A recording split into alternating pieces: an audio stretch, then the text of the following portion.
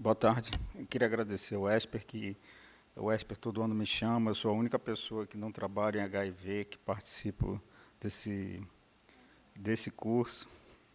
E tem mais alguém? Ah, o Ken Rock trabalha com imunologia também, exato. Então só tem duas pessoas que não trabalham em HIV, que são selecionadas para dar aula nesse curso. É um prazer enorme e eu gosto muito. Então, o tópico que eu vou falar hoje é sobre o controle da ativação dos linfócitos TCD8 e vacinas recombinantes. Quem quiser acessar a página do laboratório, é, na, no Facebook é Laboratório de Imunologia Molecular, Unifesp, e tem sempre alguma coisa eventualmente interessante que eu coloco lá. Esse trabalho é feito como parte do INCTV, que é o Instituto Nacional de Ciências e Tecnologias em Vacinas, que já vem correndo há quase 10 anos, trabalhando nessa área de vacinas contra doenças negligenciadas e principalmente em modelos experimentais. Bem, o linfócito CD8, apesar de já ter sido descoberto há 50 anos, ele continua sendo uma incógnita para a maioria de nós, porque, primeiro, ninguém consegue viver sem CD8. O número de pessoas que são deficientes para CD8 é uma fração muito pequena e muito rara da população, praticamente 1 em cada 10 ou 20 milhões de pessoas. E apesar disso, a gente não sabe exatamente tudo ou como essa célula é tão importante para a nossa sobrevivência. O que atrapalha um pouco a vida da CD8 é que tem uma célula chamada CD4, que as pessoas sempre dizem, tem 2 vezes mais CD4, então ela deve ser 2 vezes mais importante. Isso não é quantidade, não é qualidade, então elas não são substituíveis, mas recentemente foi mapeado o genoma, sequenciado o genoma de um bacalhau, e esse bacalhau perdeu, esse peixe perdeu toda a parte de apresentação de antígeno e linfócitos TCD4. Então, ele não tem nenhum linfócito TCD4. Apesar disso, ele não tem nenhum problema de sobrevivência, o que mostra que, eventualmente, a vida pode existir, pelo menos vertebrados, como um peixe, ela pode existir sem o linfócito CD4. Entretanto, nunca se achou nada parecido com o linfócito CD8. Daí eu acredito que talvez seja até mais importante para a sobrevivência dos vertebrados. O linfócito CD8, a característica dele é que ele reconhece um antígeno na superfície de uma célula apresentadora de antígeno. Tá? Esse antígeno é um complexo que está... É um complexo que tem a molécula de MHC com peptídeo, que no caso aqui está em rosa no meio. Esse complexo é reconhecido pelo receptor da célula T e na presença de outras moléculas de adesão, eles promovem o reconhecimento e ativação desse linfócito. Eu vou dividir essa apresentação em 3 partes. Primeira parte, eu vou falar sobre o que se sabe de célula CD8, né, durante as infecções virais e vacinas, tá? Infecções virais comuns e vacinas. Depois eu vou falar do que se sabe de CD8 nas doenças crônicas, como doença de Chagas e outras doenças, como HIV, por exemplo. E, por último, eu vou falar de vacinas que podem eliminar ou impedir essas doenças crônicas e como elas funcionam. Então, o que acontece durante uma gripe ou uma infecção viral comum? Em vermelho, você tem a multiplicação viral, e as bolinhas representam as multiplicações de linfócitos T, e como você pode ver, à medida em que você aumenta o número de vírus, você aumenta o número de linfócitos TCD8, quando ele chega em um determinado ponto, a viremia, ou a carga viral é controlada, e os linfócitos T diminuem, e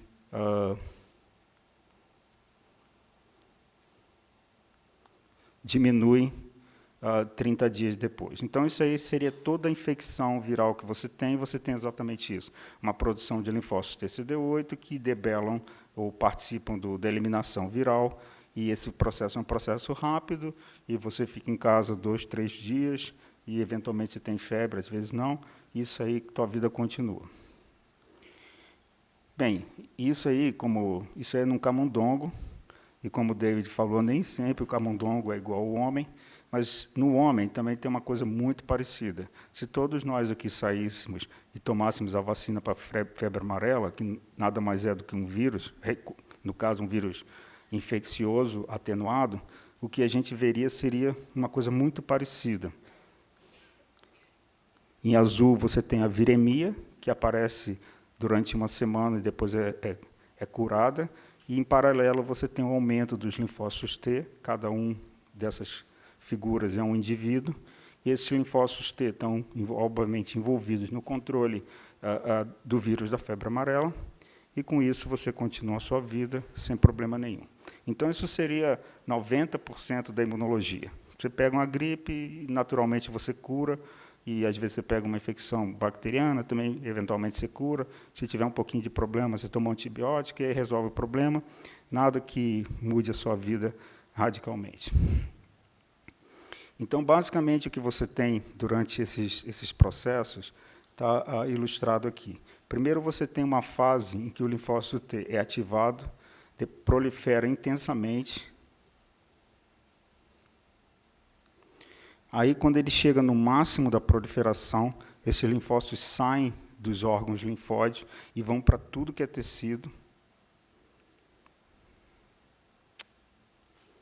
Ixi, o negócio aqui parou.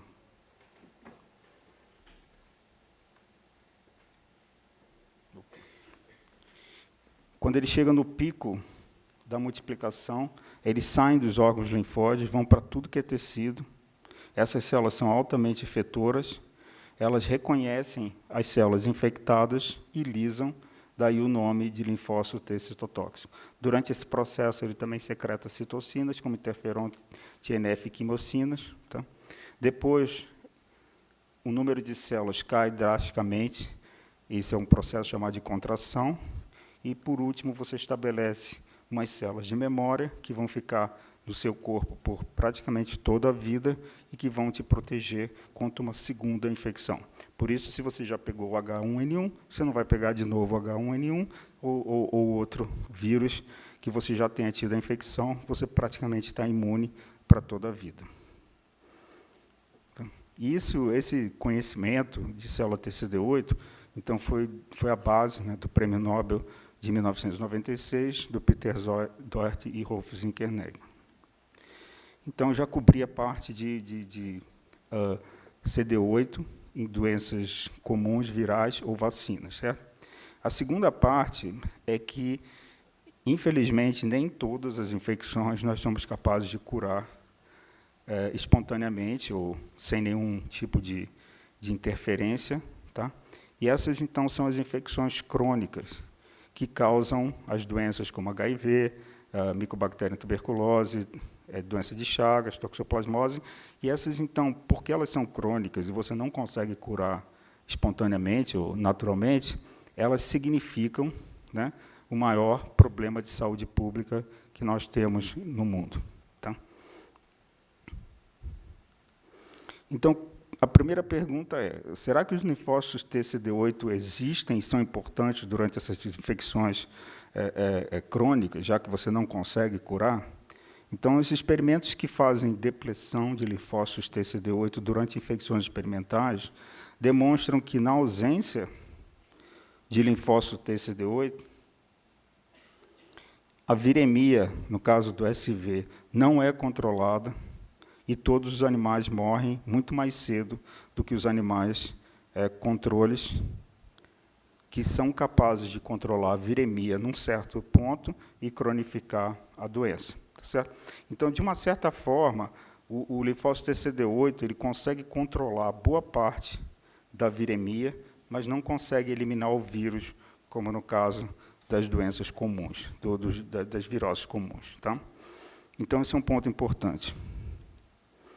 No caso do Trypanosoma cruzi, tem mais ou menos praticamente a mesma coisa. Ou seja, na infecção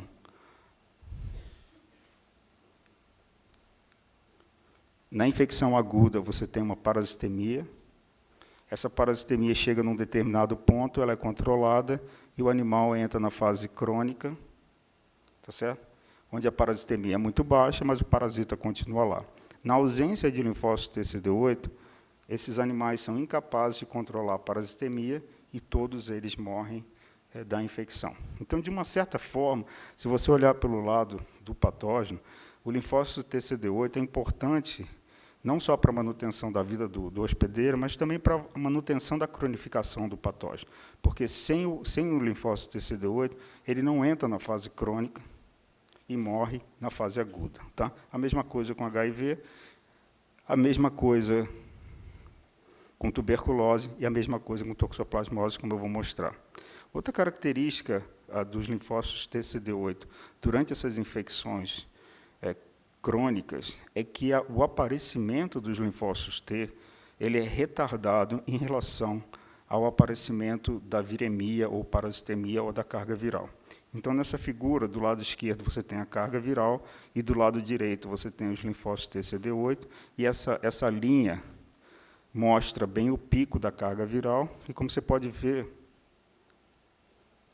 o aparecimento dos linfócitos T só ocorre depois do pico da carga viral. Ou seja, essa resposta é atrasada em alguns dias, o que é característico de todas as doenças crônicas, como vocês podem ver aqui. No caso do vírus comum, ela é rápida e consegue controlar o vírus. Mas, no caso do T-Cruz, também, você tem as bolinhas vermelhas, que são a parasitemia, e você tem as bolinhas brancas, que são os linfócitos TCD8. Como você pode ver, eles aparecem depois da parasitemia, tá certo? E se eles não aparecerem, o camundongo morre, porque o camundongo CD8 nocaute morre nessa faixa aqui, tá certo? Então, essa separação entre a parasitemia e a viremia é observado no caso do HIV, do SV, no caso do T-Cruz, no caso da tuberculose também é a mesma coisa. Você tem a multiplicação do patógeno e a resposta imune corre bem atrás. E, no caso da toxoplasmose, é a mesma coisa. Você tem a multiplicação do toxoplasma, que ele sobe até o 7º dia, depois cai, e aí que aparece a resposta imune CD8, e aí você tem a cronificação. Então, todos esses animais, sem CD8, eles morrem da infecção, seja por toxo, seja por SV, seja por T-Cruz, seja por micobactéria, e na presença de CD8, eles cronificam. Então, de uma certa forma, a CD8 é crítica para a cronificação dessas doenças, tá? Ou seja, mantém o hospedeiro vivo, mas não é capaz de eliminar o patógeno. Então, quer dizer, essa é a característica das doenças, da resposta CD8 para os patógenos crônicos. Tá certo? Então, eu cobri a segunda parte da minha apresentação. Bem, a terceira parte, então, da apresentação é como desenvolver vacinas contra essas doenças crônicas, que é o objetivo final de qualquer tipo de programa de saúde pública. Desenvolver uma vacina eficaz que seja capaz de impedir um problema de saúde pública, como são o caso dessas doenças crônicas. Bem, como o David falou, essas vacinas elas existem aos montes em camundongo, elas existem algumas em macacos e nenhuma no homem. Tá certo? Então, dependendo da espécie que você pode ter mais ou menos sorte de vacinação. Bem, algum motivo deve ter por isso. Bem, no caso de camundongos, certamente nós conseguimos vacinar contra essas doenças crônicas e a gente tenta entender por quê e o que poderia eventualmente servir como base para o desenvolvimento de vacinas para essas doenças crônicas no homem. Então, a gente trabalha com a doença de Chagas, que é uma doença aguda, né, e depois crônica, causada por um protozoário unicelular, que é o Trypanosoma cruzi. Existem milhões de pessoas cronicamente infectadas, algumas que nem sabem que estão infectadas, e existe pelo menos uns 100 ou 200 mil casos por ano, a maioria também passa desapercebida. É uma doença altamente negligenciada e extremamente importante só para o nosso continente, portanto, no resto do mundo ela tem relativamente pouco interesse. Bem, o Trypanosoma cruzi ele tem diferentes formas, tá? A forma extracelular é uma forma mótil, que viaja pelo sangue e que infecta as células. Depois que ele infecta as células, ele se transforma em amastigotas, e esses amastigotas se replicam dentro da célula, e depois eles dão origem, de novo, a tripomastigotas, que saem, se liberam das células, vão para a corrente sanguínea e disseminam a infecção por todo o hospedeiro. Essas formas intracelulares, elas são alvos para linfócitos T específicos, principalmente linfócitos TCD8. Nós trabalhamos com um antígeno que é reconhecido por linfócitos TCD8, que é chamada proteína 2 da superfície de amastigota, ou ASP2. Essa proteína é uma proteína extremamente abundante nas formas intracelulares do Trypanosoma cruzi, tá? Ele tem epítopos CD8 reconhecidos por camundongo, que nós mapeamos. E nós usamos como modelo experimental, então. Então, nós desenvolvemos vacinas, né, de células T baseadas nessa proteína, ASP2, e agora nós buscamos entender por que essas vacinas eventualmente funcionam, tá certo? A possível explicação, e a explicação mais convencional para vacinas, é que ela te dá uma vantagem temporal. Significa que você encontra o antígeno antes do patógeno, e essa resposta imune gerada contra o antígeno faz com que você tenha um maior número de células de memória, e essas células de memória vão, então, te dar uma proteção.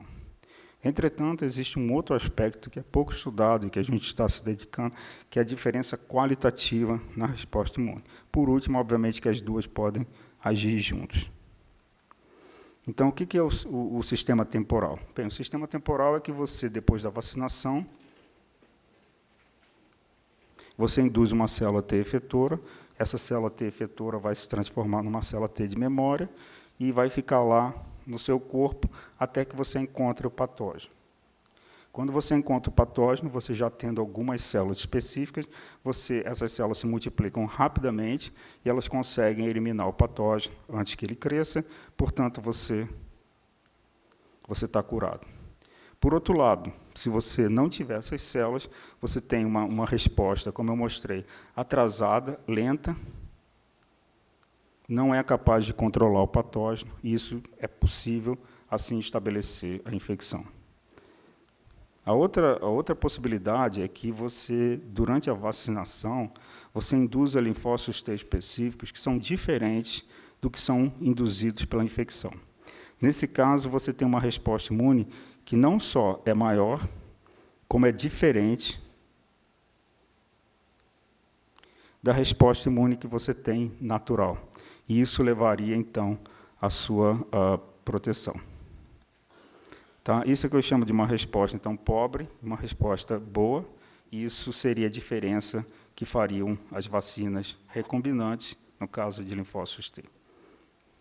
Bem, isso gerou uma hipótese para a gente, né, que as vacinas e as infecções virais, elas geram uma resposta boa, tá certo? Que você é capaz de curar o patógeno, etc. E tal. Já as infecções crônicas, como, por exemplo, o T. cruzi, elas geram uma resposta de CD8 pobre, atrasada, e que está sempre correndo atrás e que leva à cronificação e não à eliminação do patógeno. Então, como é que a gente estudou esse problema? Nós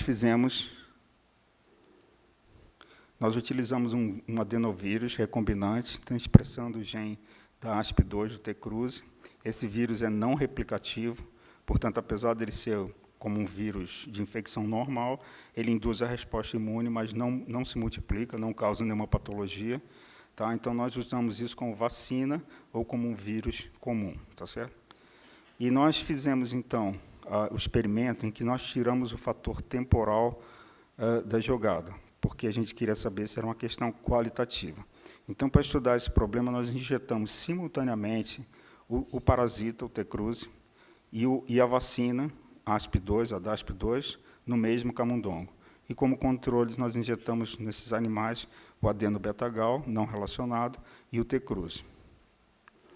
Nós seguimos, nesses animais, a parasitemia, mortalidade, depois analisamos a resposta imune. Então, a gente, pela primeira vez, que eu tenho a notícia, confrontou o bem e o mal dentro do mesmo animal, ao mesmo tempo, na mesma hora, como se fosse um filme de Hollywood. Aí, o que nós observamos? Bem, dos animais que receberam o vírus controle, esses que estão lá em cima, a parasitemia não é controlada e todos esses animais morrem da infecção pelo T. cruzi.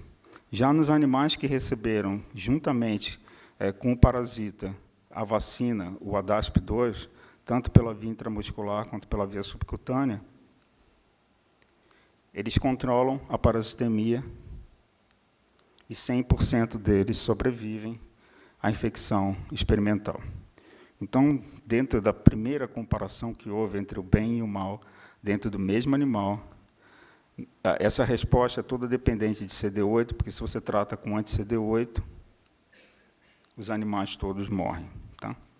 Então, pela primeira vez, a gente pode concluir que se você confrontar dentro do mesmo animal linfócitos da mesma especificidade, induzidos pelo adenovírus e pelo T. cruzi, o bem vence o mal, e a gente tem uma proteção ao invés de ter uma morte. Ou seja, se você consegue desenvolver num animal que tem a doença de Chagas uma resposta imune como se fosse um vírus comum, ele passa a ser protegido e não morre. Ou seja, basicamente, isso voltando ao princípio da apresentação, a diferença que nós achamos que tem é que você tem uma resposta diferente contra os vírus comuns e as vacinas em relação aos patógenos crônicos. Tá?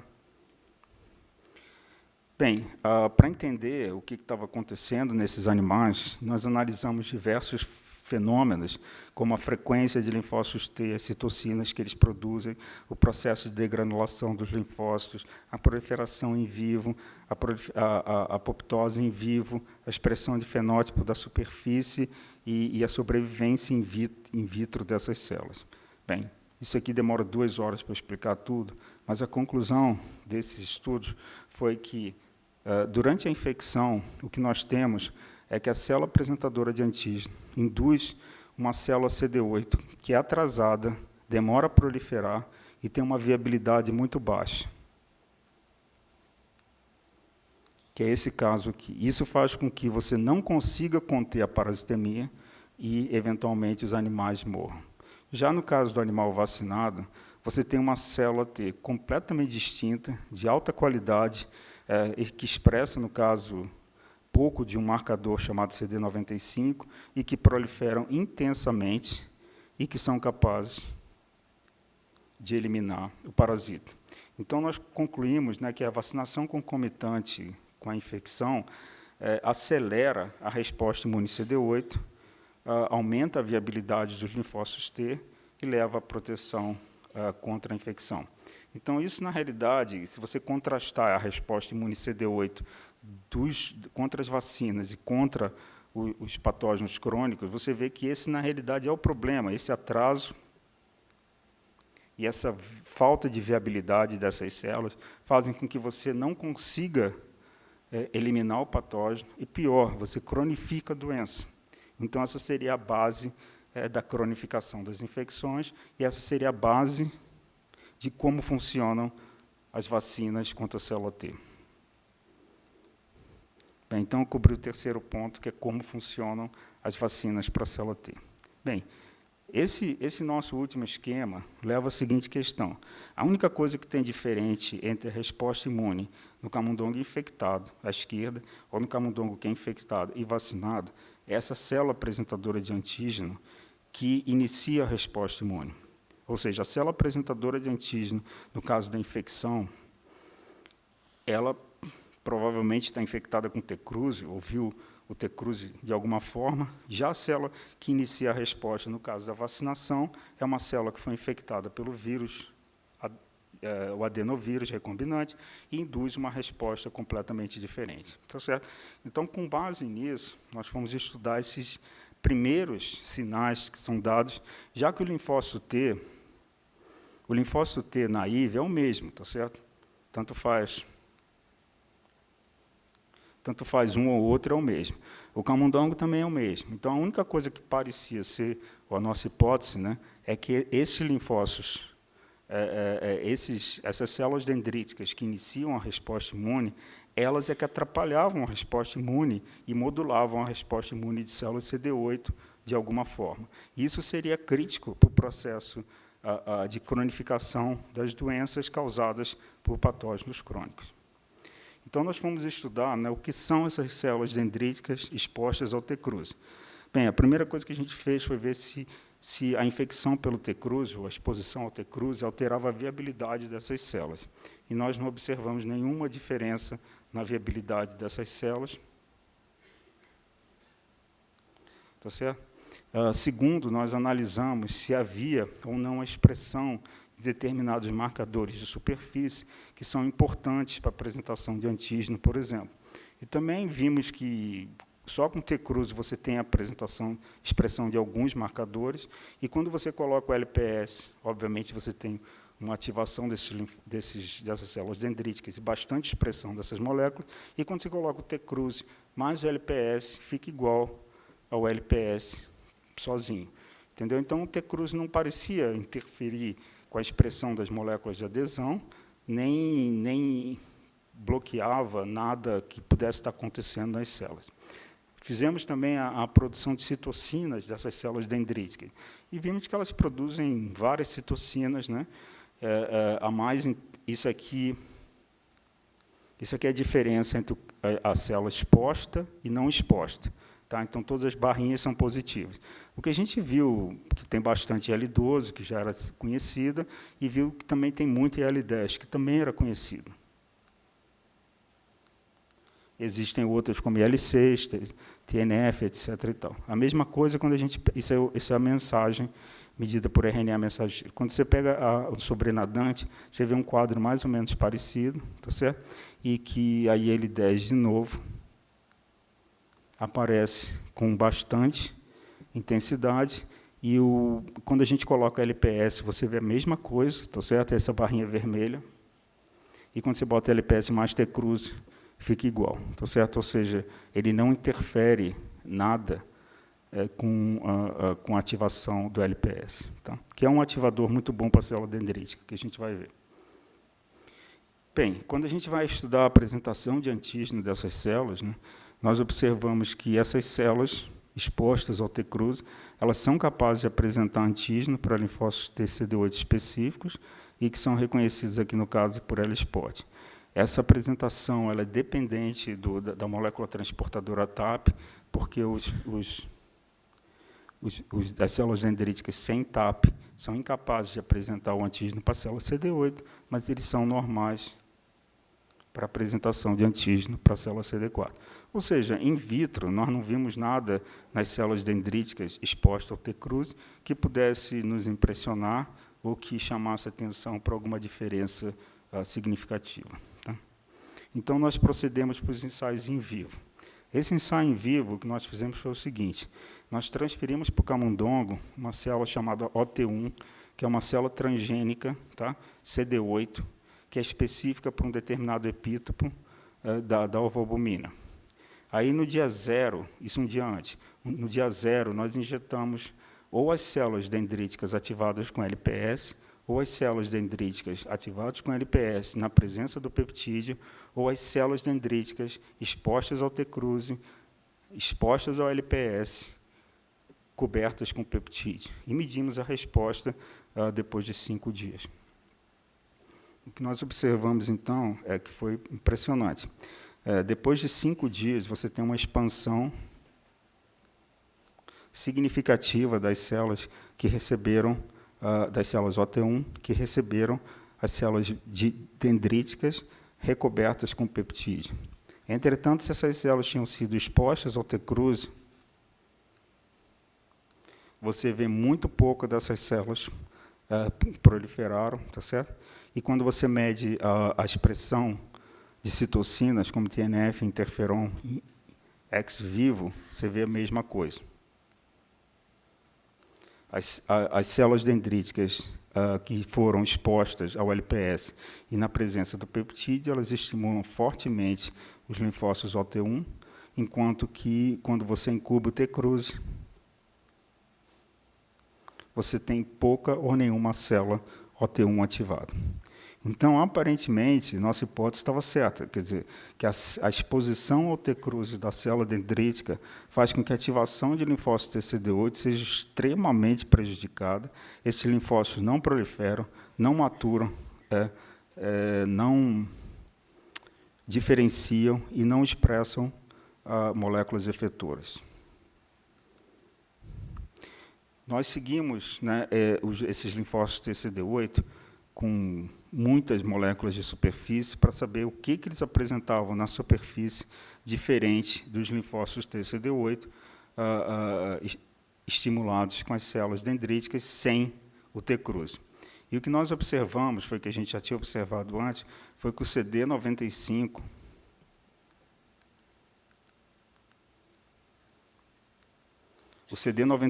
ele estava mais expresso na superfície das células CD8 dos animais que receberam células dendríticas com T-cruze, e também observamos que essas células tinham maior taxa de apoptose, medida pela caspase 3 e caspase 7, e também pela presença de células anexina e AAD positivo.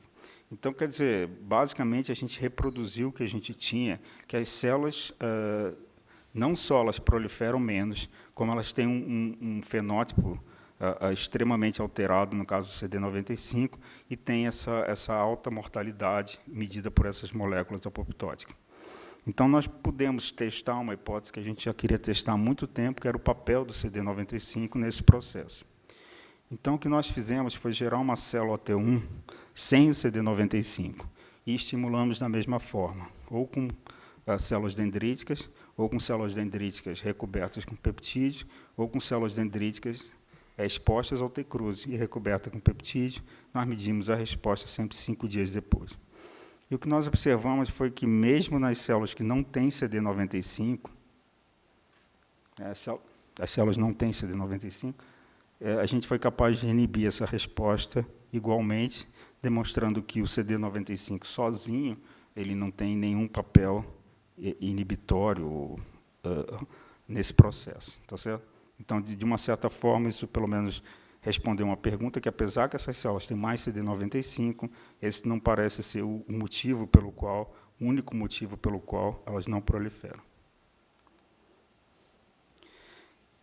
O experimento surpreendente veio quando nós fizemos esse mesmo tipo de análise nos animais que eram CD4 deficientes. Nesse caso, nós, então, estimulamos as células OT1 com os 3 estímulos que eu já mencionei, e medimos no 5º dia, e nós observamos que, nesse animal, sem célula CD4, você não tinha nenhuma inibição da resposta imune, não tinha nenhuma inibição da produção de citocinas efetoras, como interferon e TNF. Certo? Ou seja, isso não era dependente da célula dendrítica, mas tinha uma célula intermediária, que era a célula CD4, que mediava esse processo. Para confirmar isso, então, o que nós fizemos foi purificar as células CD4, transferir para os animais, e observamos que os animais que receberam as células CD4 do animal que tinha sido previamente tratado com células dendríticas infectadas, é capaz de inibir drasticamente a resposta imune de células CD8 ou AT1 nos animais que receberam somente essas células, em comparação com os animais que receberam somente essas células. Ou seja, de fato, existe uma célula CD4 que é induzida pela célula dendrítica infectada ou exposta ao T-cruze, que é capaz de suprimir, regular a resposta, o prime de células CD8.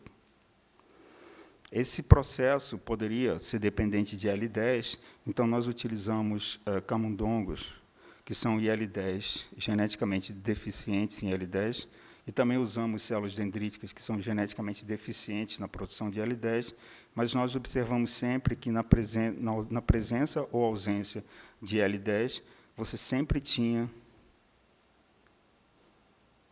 uma inibição considerável quando você tinha as células dendríticas expostas ao Trypanosoma cruzi. Por último, né, nós determinamos o fenótipo dessas células, que poderiam ser as chamadas T reguladoras, CD25 positivas, e nós depletamos esses animais de células CD25. Apesar de a gente ter depletado virtualmente todas as células CD25, a inibição continuou, o que sugere que essas células são CD25 negativas. Então, a informação que nós obtivemos foi que, de fato, né, quando você tem a infecção pelo T-cruzi, e que eu acho que é extensiva para outros patógenos crônicos, você tem concomitante com a ativação de CD8, você tem a ativação de uma célula CD4 reguladora que impede a proliferação da célula CD8 e que torna essa resposta cheia de células apoptóticas, né, CD95 positivas, e que levam à patologia.